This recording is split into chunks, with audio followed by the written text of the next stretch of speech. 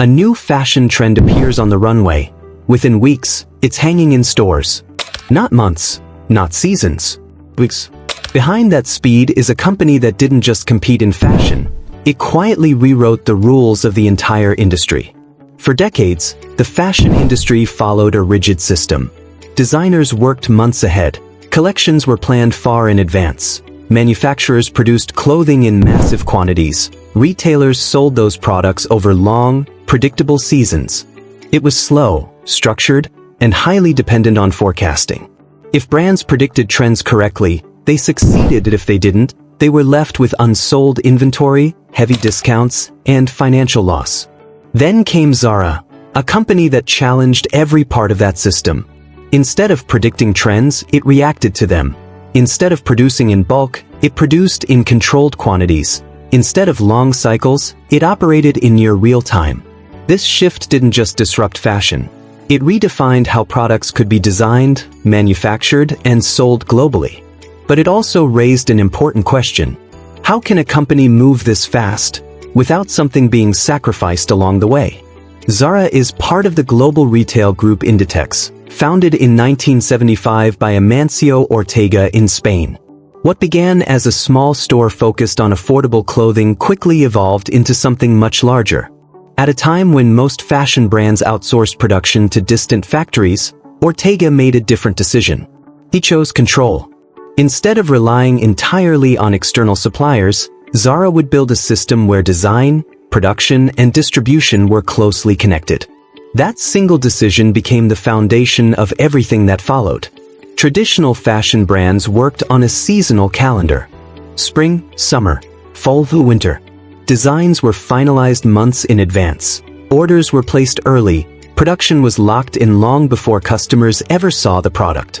This system required one thing above all else: accurate prediction. But prediction is risky. Consumer tastes change. Trends shift unexpectedly. External factors, culture, media, even weather, can influence demand overnight. Zara recognized this flaw. Instead of trying to predict the future, it built a system designed to respond to the present. That meant shorter production cycles, faster decision-making, and a complete restructuring of how fashion moved from idea to store. One of Zara's most powerful advantages lies in its level of control. Unlike many competitors, Zara manages a large portion of its supply chain internally. Production is not entirely outsourced. A significant part remains close to its operational base in Spain and nearby regions. This proximity changes everything. If a design performs well, production can be increased quickly. If it fails, it can be stopped almost immediately. There is no long delay. No massive overcommitment. This flexibility reduces waste, lowers risk, and most importantly, enables speed. While other brands are locked into decisions made months earlier, Zara is constantly adjusting in real time. Zara does not rely heavily on traditional fashion forecasting agencies. Instead, it listens directly to customers. Every Zara store acts as a data collection point. Store managers observe behavior, what customers try on, what they ask for, what they ignore. This information is sent back to headquarters continuously. Designers and decision-makers don't work in isolation, they work with live feedback. This creates a closed loop. Customer behavior, data, design adjustment, new product, back to stores. The result is a system that evolves constantly. Zara doesn't guess what people want. IT learns and reacts. Speed is the defining advantage behind Zara.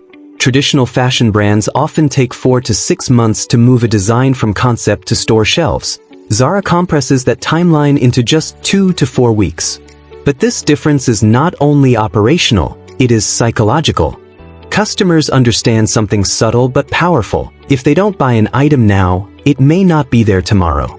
This creates urgency. IT shifts behavior from relaxed browsing to faster, more decisive purchasing. At the same time, Zara constantly refreshes its inventory. New designs arrive in stores multiple times each week, ensuring that displays rarely stay the same for long. This strategy keeps the shopping experience dynamic and unpredictable. Customers are encouraged to return frequently, not because they need something specific, but because they don't want to miss what might appear next. Each visit feels different, and that sense of constant change becomes part of the appeal. Zara intentionally produces limited quantities of each design. This is not a limitation, it's a strategy. By keeping supply controlled, Zara reduces the risk of overproduction. But more importantly, it creates scarcity. Customers understand that items are temporary. This perception increases value. Even though the clothing is relatively affordable, it feels exclusive. This also reduces reliance on discounts. Traditional retailers often depend on end-of-season sales to clear inventory. Zara avoids this cycle by minimizing excess stock from the start. Fewer unsold items, higher margins, more efficient operations.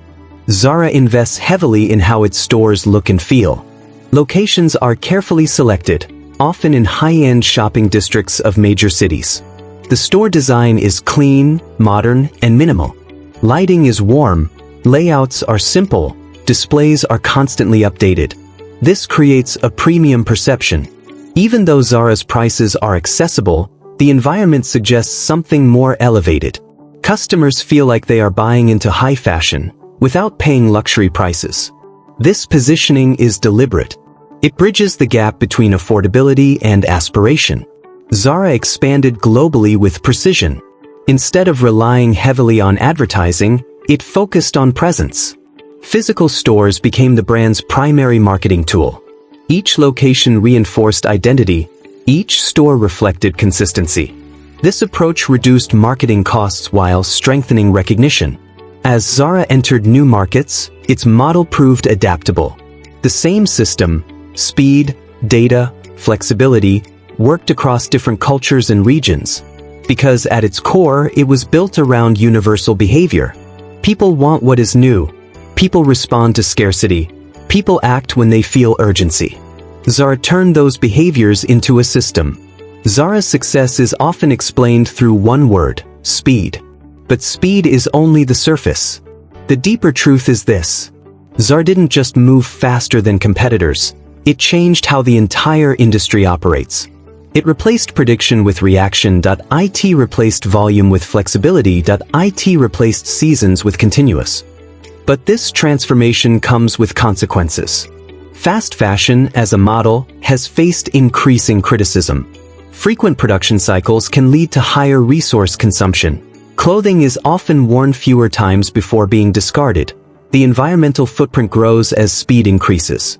There are also ongoing concerns about labor practices across the global supply chain. While companies like Zara have introduced sustainability initiatives, the system itself remains under scrutiny.